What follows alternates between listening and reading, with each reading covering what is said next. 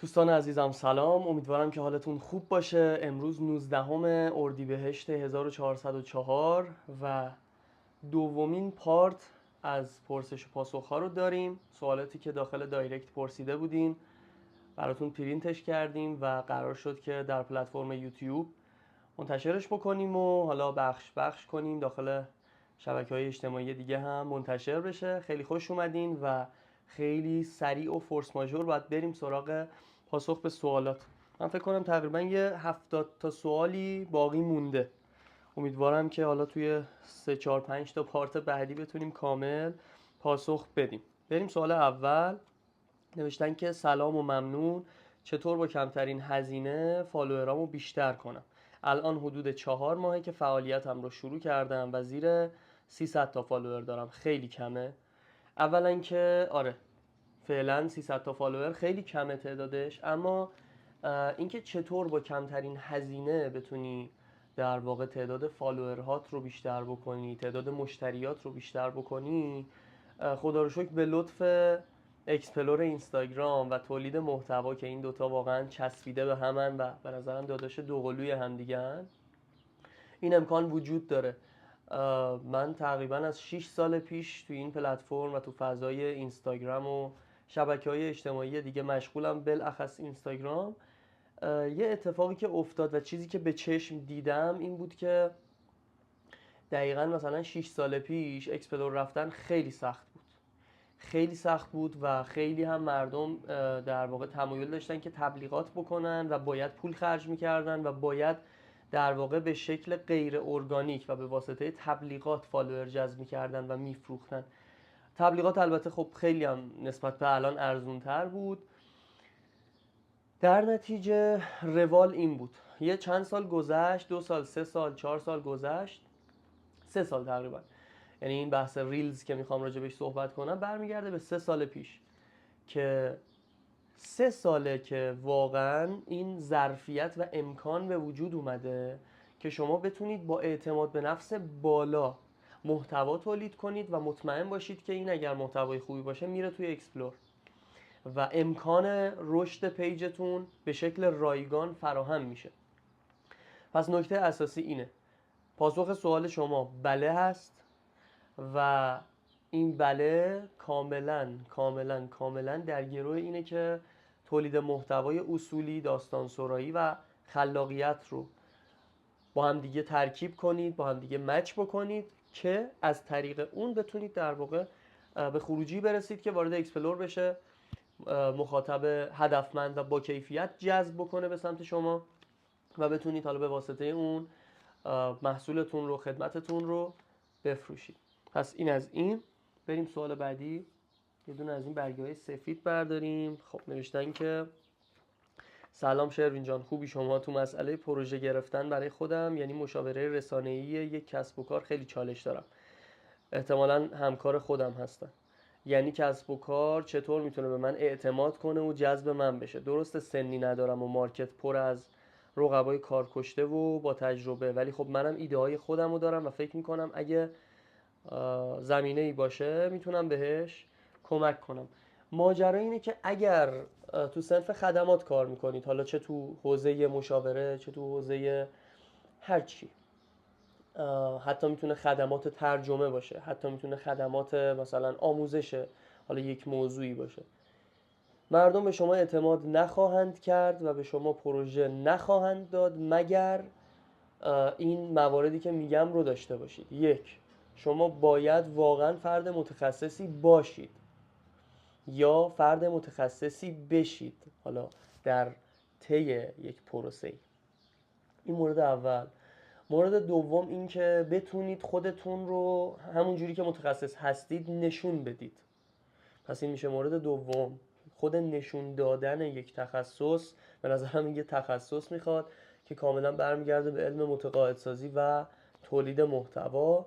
این دوتا کلید واژه رو گوشه ذهنتون داشته باشین.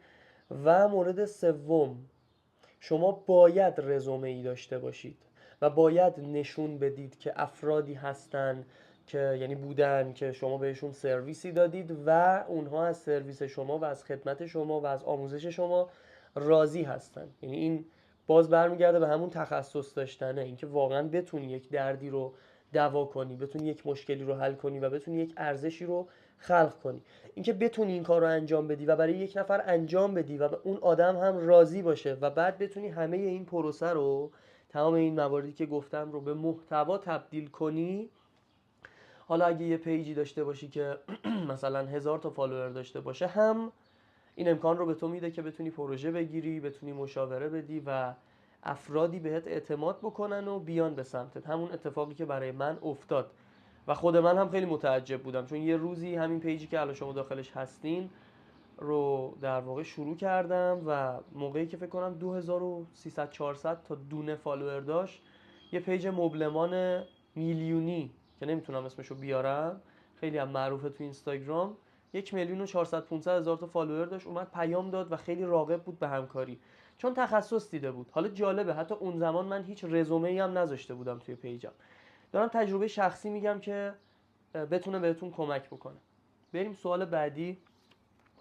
گفتن که سلام، وقتتون بخیر. سوال من این بود: چجوری پروژه بگیرم و کارفرما پیدا کنم؟ چه جالب، شبیه دقیقاً به سوال ایشون که اصلا مال یه شخص دیگه ای بوده، الان پاسخ دادم بهش. بریم بعدی. نوشتن که سلام، روز عالی، بخیر و شادی. سوال بنده از خدمت جناب عالی در مورد افرادی که به تازگی پیج کاری زدند و مثل خودم چطور میتونیم فالوور بیشتری جذب کنیم و مشتریهای بیشتری برای معرفی محصولاتمون جذب کنیم؟ قطعا میدونم قدم‌های اول سخته. محبت می‌فرمایید راهنمایی می‌فرمایید. خب چقدر تشریفاتی. خدمت شما عرض کنم که خب من قبلا، حالا توی ریلزهای قبلی، توی حتی فایل قبلی، توی ویدیو قبلی یوتیوب، تو همین پرسش و پاسخ‌ها کامل توضیح دادم. احتمالاً بازم از این سوالات داشته باشیم. خیلی هم سوال کلیه، ولی هم میخوام یه کلی جواب بدم، هم یه جزئی. کلیش اینه که شما دو دسته محتوا باید بسازید توی شبکه‌های اجتماعیتون. یک، محتوایی که برای شما مخاطب با کیفیت و هدفمند جذب میکنه. مخاطب هدفمند و با کیفیت برای یک پزشکی که جراحی پلاستیک انجام میده چیه؟ یه لحظه بهش فکر کنید. خب شما یه لحظه میگی که ممکنه یه نفر صورتش سوخته باشه، یا ممکنه یه نفر بخواد که مثلا فرض کن اصلا یه تغییر زیبایی روی پوستش انجام بده. حالا بسته به اینکه کیسش چیه، برای چه نقطه‌ای از صورته، برای چه نقطه‌ای از بدنه، دیگه کاملا پرسوناهاشون متفاوت میشه. حالا این کاملا به شکل کلی دارم میگمش، باز میتونیم تو جزئیات بریم. مثلا اینکه اوکی، اصلا این مخاطبه کجای ایران زندگی میکنه، چه فرهنگی داره، چقدر درآمد داره، سبک زندگیش چجوریه و همه اینا، که باز دخیله و میتونه پرسونای مخاطب اون کسب و کار رو و اون پزشک رو در واقع مشخص تر بکنه. اما جدای از جذب مخاطب با کیفیت، موضوع دومی هم وجود داره که برمیگرده به تبدیل مخاطب به مشتری، تبدیل مشتری بالقوه به مشتری بالفعل، که این هم به واسطه تولید محتوا انجام میشه و دقیقاً میگنجه در دسته دوم تولید محتوا که قبلا توی پیج به طور کامل راجبش صحبت کردم. یعنی چیزی رو نذاشتم برای اینکه حالا برای خودم نگه دارم یا بگم مثلا من اینو پول میگیرم. نه، من کاملا تو پیجم گفتم و میتونید بهش رجوع بکنید و به راحتی استفاده بکنید. خیلی هم دور نیست و زمان زیادی هم نمیگیره. اما به طور کلیش این میشه که یک، محتوایی بساز که نشون بده افرادی دارن ازت خرید میکنن. دو، محتوایی رو بساز که نشون بدی که افرادی که ازت خرید کردند رضایت داشتن. و سه، محتوایی رو بساز که افرادی که ازت خرید کردن و رضایت داشتن دارن تو رو به دیگران توصیه میکنن و معرفی میکنن. به علاوه اگر محصولی داری، در واقع محصول فیزیکی داری، میتونی مثلا پروسه ارسال بارت رو هم نشون بدی. اینم باز برای اعتماد سازی و برای تبدیل مخاطب بالقوه به بالفعل کار میکنه. حالا اگر توی صنف خدمات هستی، میخوای یه پزشک باشی، میخوای یه مترجم باشی، میخوای یه مدرس باشی، میخوای یه مشاور باشی، یا هر چی که داری خدماتی رو انجام میدی و در قبالش پول میگیری، همه این مواردی که گفتم منهای مثلا همون محتوای ارسالی، بار ارسالی که دیگه اصلا برای خدمات مصداق نداره. بریم سوال بعدی. چطوری فروشمون رو بیشتر کنیم و برندینگ تو اینستا دقیقاً چطوریه؟ دو تا سوال کاملا کلی و کاملا متفاوت. برندینگ تو اینستاگرام با برندینگ در فضای واقعی، با برندینگ در فضای لینکدین، با برندینگ در فضای یوتیوب هیچ تفاوتی نداره، چون برندینگ. وقتی میگیم برندینگ یعنی این که من کیم، من چیم، علایق من چیه، سلایق من چیه، هویت من چیه، قصه من چیه، زادگاه من چی بوده، نمیدونم.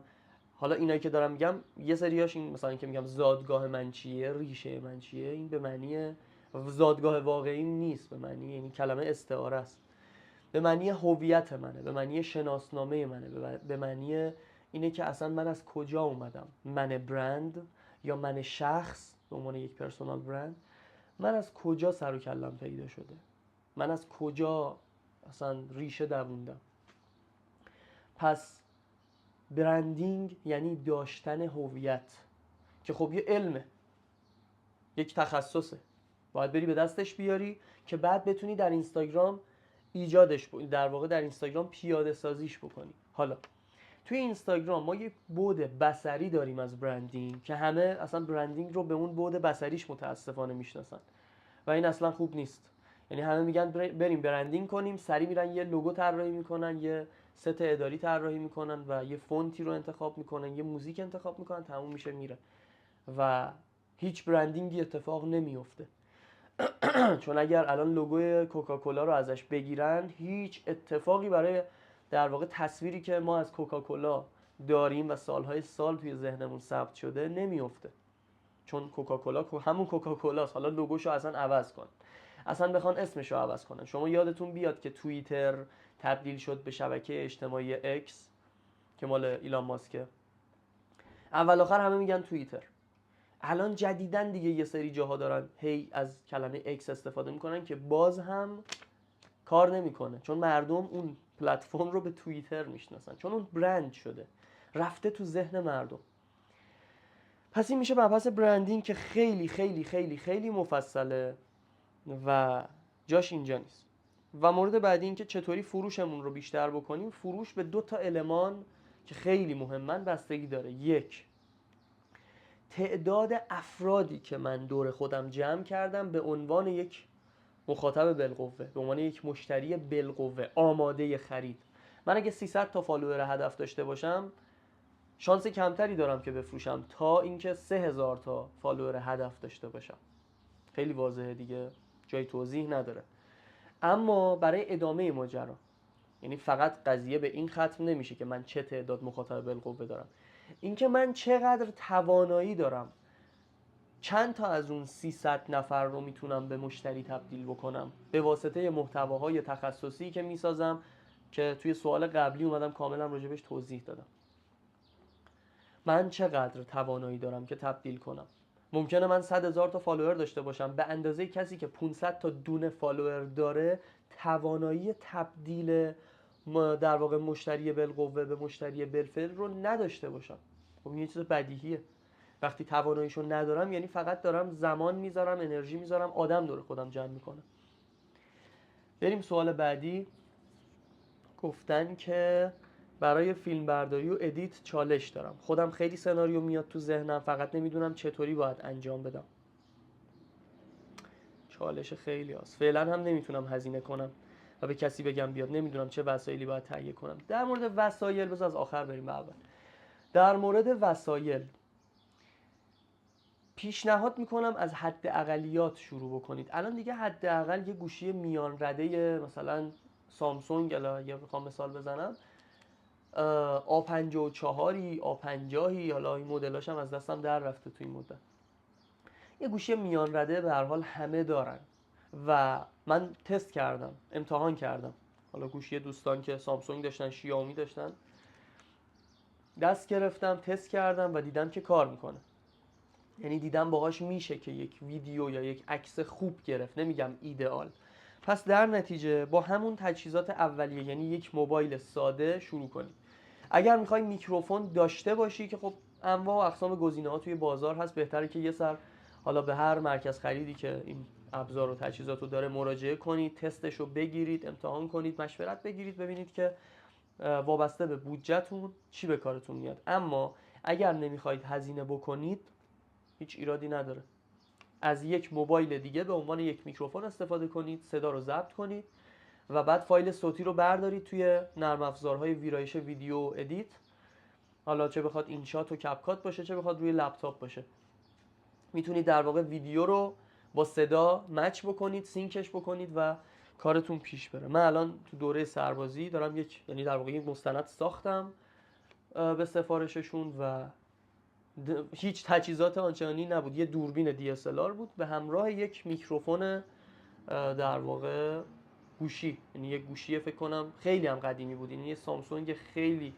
داغونی که خب به هر حال یه منبع صدای خیلی با کیفیت میتونست باشه برای ما. همون رو استفاده کردیم، قشنگ بچه‌ها میگرفتن جلوی دهنشون مصاحبه میکردیم و خیلی خیلی خیلی از هیچی بهتر بود و خروجی استانداردی بهمون داد، یا حداقل خروجی قابل قبولی بهمون داد. اما در ارتباط با نور، شما اگر که علم تصویربرداری رو حالا چه از کلاس‌های متعدد چه از در واقع همین فضای حالا اینستاگرام و یوتیوب و جاهای دیگه سرچ بکنید و یاد بگیرید، میتونید از نور طبیعی که الان دقیقاً داره به صورت من میتابه بهره برداری کنید به نفع خودتون. یعنی نیاز به منبع نور نیست. الان دقیقاً لامپی که بالای سر منه خاموشه و عمدن خاموشش کردم. چرا؟ چون یه منبع نور طبیعی از سمت بالکن داره به سمت من در واقع میاد و این بسیار اتفاق خوبیه و بابتش خدا رو شاکرم. حالا از این لوکیشن ها و از این فضاها به وفور اطرافتون وجود داره. اگر یک پنجره‌ای کنارتون هست، یک بالکنی کنارتون هست، یک پارکی رو دارید، یک کافه‌ای هست توی محلتون، میتونید برید و از نور طبیعی که داره به شما میده به نحو احسن استفاده کنید. پس اینم از این. سوال بعدی چی بود؟ آها، گفتن که خودم خیلی سناریو میاد تو ذهنم، فقط نمیدونم چه جوری باید انجام بدم. ببین حقیقتا بخشی از این ندونستن‌های شما به خاطر انجام ندادن‌های شماست. یعنی مثال میگم، شما فرض کن که 1 ساعت وقت داری که بنویسی سناریو رو و وقتت تموم میشه، مثل یه برگه امتحانی که حالا باید بگیریش بالا. وقتی که وقتت تموم میشه هیچ چاره‌ای نداری جز اینکه حالا بری تو اجرا، به خودت وقت بدی که من 2 ساعت وقت دارم و الان قراره هر چی، حالا چه شکل ناقص چه به شکل خیلی مبتدیانه، قراره به هر حال انجامش بدم. بری انجامش بدی و آروم آروم از خودت یاد بگیری، یعنی به عنوان یه تفریح ببینش. از خودت عکاسی یاد بگیر، از خودت فیلم برداری یاد بگیر، از خودت کار کردن با دوربین رو یاد بگیر. به نظرم بخش زیادی از یادگیری اینجوری اتفاق میفته. سوال بعدی. سلام، وقتتون بخیر. حدوداً 8 ماهه که پیج زدم و با اینکه مرتب تولید محتوا کردم ولی تازه به 900 فالوور رسیدم. خب این اتفاق خیلی جالبی نیست. کارم تو حوزه فروش و ترکیب ادویه‌جاته ولی نمیدونم باید چی کار کنم که از پیجم به فروش برسم. فقط دوست و آشنا ازم خرید میکنه و غریبه تا حالا از طریق پیجم ازم خرید نکرده. میشه راهنمایی کنین لطفاً؟ بله که میشه. کسی که داره ادویه میفروشه میتونه از زوایای مختلفی به مبحث تولید محتوا و سناریوش نگاه کنه. اصلا راجع به فیلم برداری و ادیت و اینا هیچ حرفی الان نمیزنم چون بحثش مفصل. اما اصلی ترین چالش شما که همون ایده و سناریو هست، یه زاویه اینه که اون ادویه قرار تأثیراتی رو روی بدن بذاره. راجع به چه بدنی داریم صحبت میکنیم؟ راجع به بدنهای مختلف، راجع به آناتومی‌های مختلف، راجع به مزاج‌های مختلف. پس کسی که کار ادویه میکنه 100% باید بره و تا یه حدی بحث مزاج رو یاد بگیره، طبع‌های مختلف رو یاد بگیره، طعم‌های مختلف رو یاد بگیره. این تازه میشه حالا مبحث سلامتی و مزاج و اینکه چی برای چی خوبه و چی به کار کی میاد و این حرفا. یعنی چه ادویه‌ای به درد کی میخوره، چرا به درد میخوره، فلان کیا نباید استفاده کنن، کیا باید استفاده کنن و از این حرف. اینو من قشنگ دارم خودمو میذارم جای کسی که الان قرار ادویه بفروشه و فقط دارم در حد 1-2 دقیقه ایده پردازی میکنم. از یه زاویه دیگه هم میشه بهش نگاه کرد، از زاویه دید آشپزی. یکی از ساده ترین کارهایی که خیلی از ادویه فروشا رفتن و انجام دادن اینه که چه غذایی رو با چه ادویه‌ای درست بکنیم. پس اینم خودش بی نهایت محتوا در اختیار شما قرار میده. اما از این خلاقانه تر هم میتونه باشه. میتونید داستانهایی رو روایت کنید از دنیای ادویه.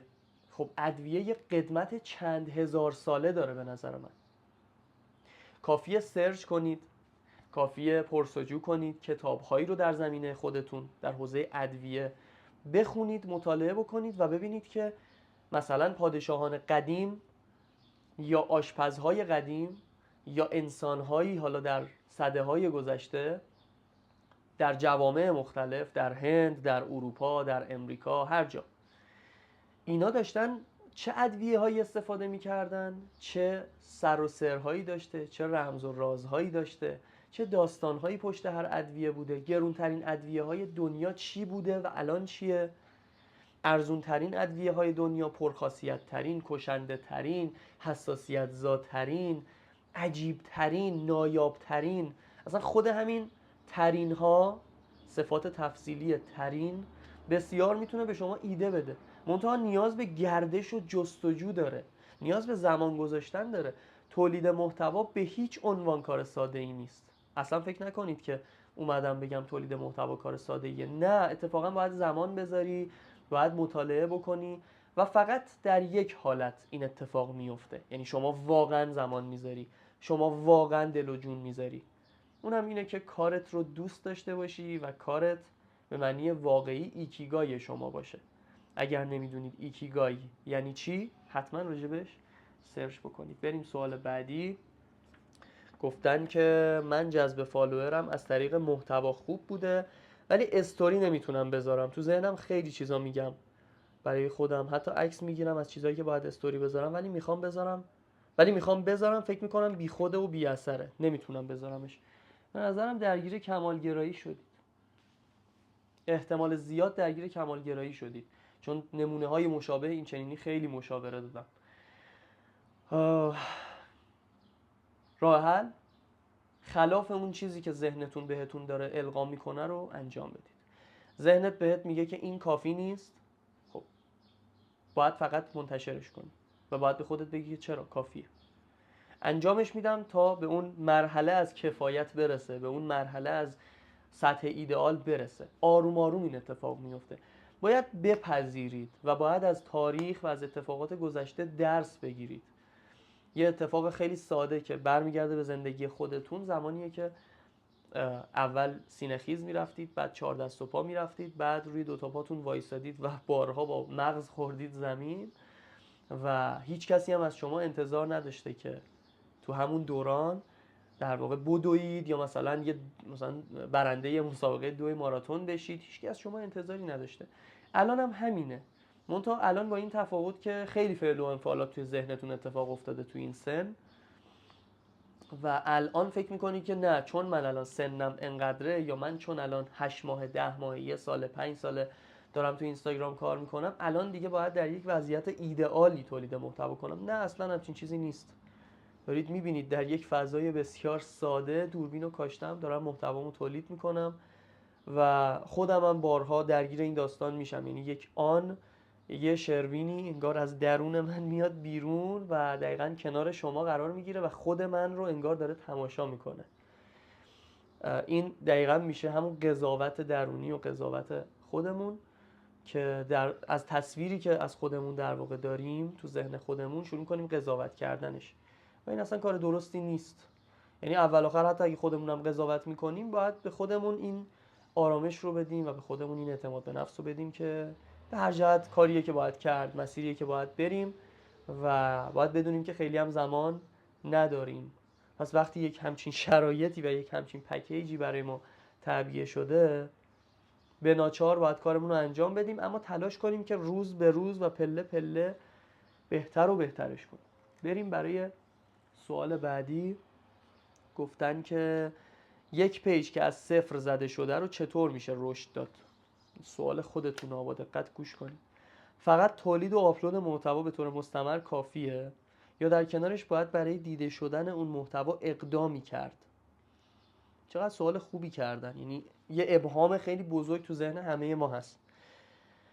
اینکه یه پیج از صفر زده شده رو چطور میشه رشد داد؟ قطعا با تولید محتوا. اگر بودجه کافی دارید و اونقدر در تولید محتوا خوب و حرفه‌ای شدید، حالا میتونید به تبلیغات، حالا از جنس اد تو استوری، تبلیغات بازدیدی، تبلیغات تعرفه‌ای، تبلیغات بلاگری اونم البته با آدمای درست و به شکل درست میشه انجامش داد و میتونید به اون فکر بکنید.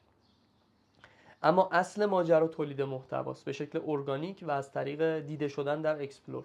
الان ریلز اینستاگرام واقعا اگر پتانسیل داشته باشه، شیر خوبی بگیره، سیو خوبی بگیره و مخاطب دوست داشته باشه اون محتوا رو، به راحتی وارد اکسپلور میشه و به راحتی مخاطب جذب میکنه. گفتن که فقط تولید و آپلود محتوا به طور مستمر کافیه؟ قطعاً بله. یعنی برای شروع قطعاً بله. اینو چرا دارم میگم قطعاً؟ ممکنه شما بگی که آقا ممکنه اون محتوای آشغالی باشه، محتوای به درد نخوری باشه. میگم اوکی، درسته.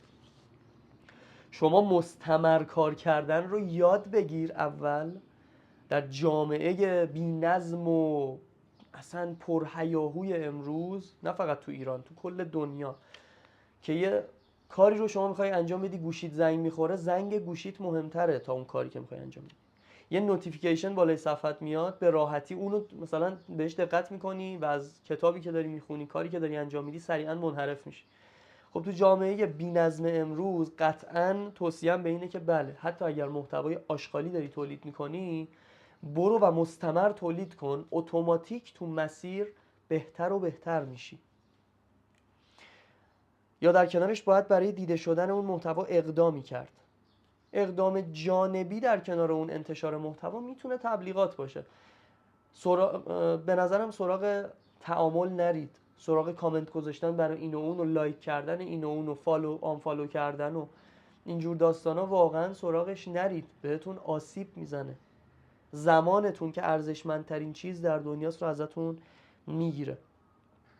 ذهنیت من اینه که پیجی که هیچ مخاطبی نداره محتواش هم دیده نمیشه. اگر محتوای جذابی نسازید که خودش بره تو اکسپلور مخاطب جذب بکنه، بله دیده نمیشه. یه واقعیت. و برای شروع کافیه که شما فقط دوستا و آشناها و فامیل و اطرافیان و حالا چند تا از مشتریان رو بگید فالو بکنن. با 30-40 تا دونه فالوور یه پیج خیلی راحت میتونه رشد بکنه، به شرط اینکه محتوای جذابی رو تولید بکنی، به شرط اینکه تمام فکر و ذکرت این باشه که مخاطب رو بگیری، مخاطب رو، دغدغش رو در واقع برطرف کنی و بتونی جذبش بکنی، نه هیچ موضوع حاشیه‌ای دیگه‌ای. بریم برای بعدی. گفتن که 2 ماه هست که پیجم رو زدم و لوازم خیاطی هست، نوار، تور، روبان، دکمه و غیره. محصولات هم درجه 1 و از ترکیه آوردم. عکاسیش هم بد نیست، ولی خب فروش خیلی خیلی کمه. نمیدونم باید چی کار کنم. قبلا توضیح دادم، مجددا میگم.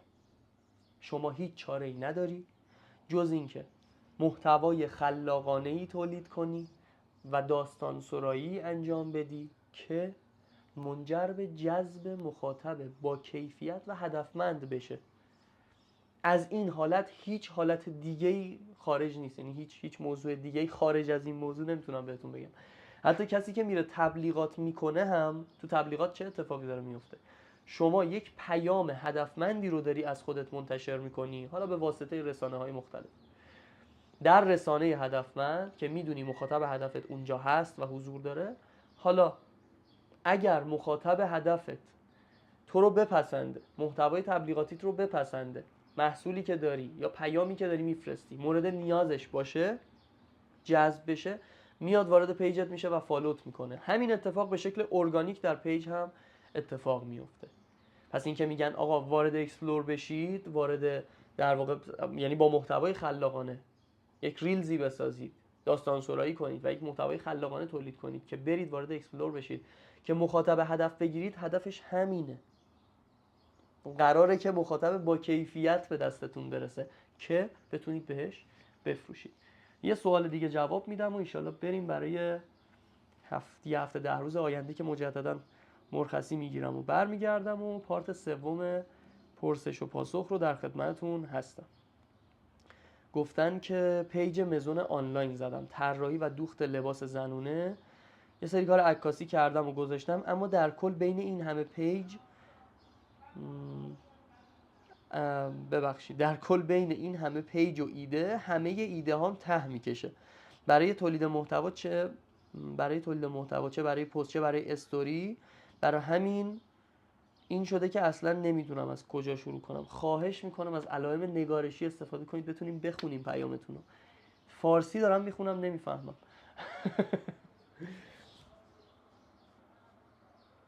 ما همه چیز رو بلدیم جز پرزنت خودمون.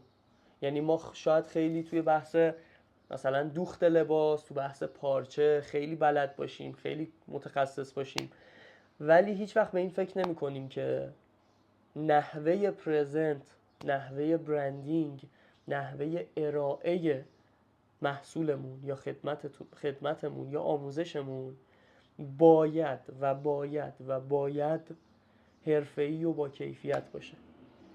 ما هنوز به این درک نرسیدیم متاسفانه که یه برندی مثل لویی ویتون چند گرم پلاستیک رو به قیمت 6-7 هزار دلار داره میفروشه و اون پلاستیک هیچ ارزشی نداره، هیچ کاربردی در زندگی روزمره نداره و فقط به واسطه این که لویی ویتون خودش رو ارزشمند دونسته و رفته و ته برندینگ رو در آورده، ته مارکتینگ رو در آورده، ته استراتژی رو در آورده و بعد پیاده سازیش کرده، داره یک قطعه پلاستیک، حالا در قالب یک کیف دستی زنونه که شاید 200-300 گرم بیشتر وزن نداره و شاید هزینه تولیدش بیشتر از 40-50 دلار نشده، اونم تازه به شکل انبوه، داره الان 6-7 هزار دلار میفروشه و دنیا برای اون کیف سر تعظیم فرود میاره. دنیا برای اون کیف، یه جسم مادی بیارزش، ارزش قائله. چرا؟ چون لویی ویتونه. چون همه جا هر کی همچین چیزی دستش باشه آدم ها میبینن، با دست نشونش میدن. چرا؟ تأثیر شبکه‌های اجتماعیه، تأثیر برندینگ در فضای آفلاین و آنلاینه. حالا من نمیگم شما برید لویی ویتون بشید، ولی قطعاً دونستن اصول و پایه‌های برندینگ، دونستن اصول و پایه‌های تولید محتواست که به شما کمک میکنه. کتاب معرفی نمی‌کنم برای اینکه برید سرچ بکنید. همیشه یک کتاب رو فکر می‌کنم معرفی کردم برای شروع، اونم کتاب ماشین محتواست که حتما سرچ بکنید، حتما بخرید، حتما بخونید. ولی کتاب در حوزه تولید محتوا، داستان سرایی، برندینگ، پرسونال برندینگ کم نداریم.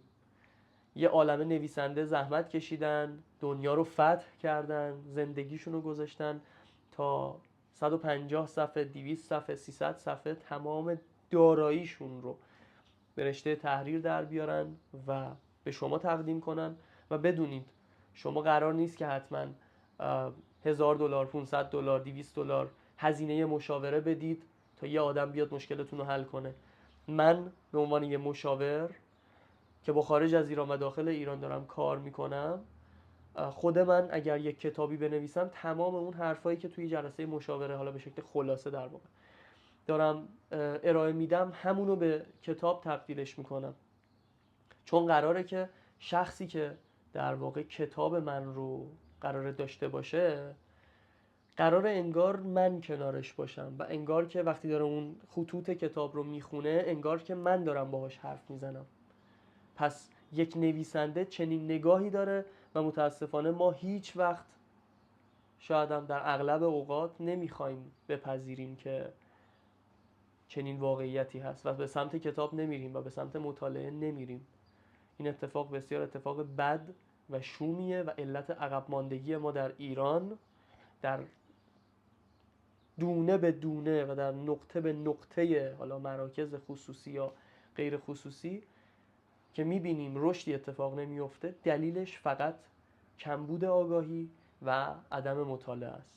وقتی مطالعه کنیم زندگیمون رشد میکنه، عقلمون رشد میکنه، تفکرمون رشد میکنه و پتانسیل بالا میره برای رشد کردن، برای افزایش درآمد، برای افزایش فروش، برای افزایش حتی آگاهی جامعه. این اتفاقات قطعاً میفته زمانی که مطالعه رو ببریم بالا. خسته نباشید، خیلی متشکرم از نگاه گیراتون. و ممنونم که تا اینجا زمان گذاشتین. بسیار بسیار بسیار برای من ارزشمنده که افرادی هستن که زمانشون که ارزشمندترین داراییشون تو این دنیای مادیه دارن در واقع اینجا با من سهیم میشن و امیدوارم که تونسته باشم واقعا قدر بدونم و تونسته باشم این زمانی که گذاشتین رو به اندازش یا حتی بیشترش بهتون ارزش ارائه کرده باشم. خیلی مخلصیم. خدا نگهدارتون باشه.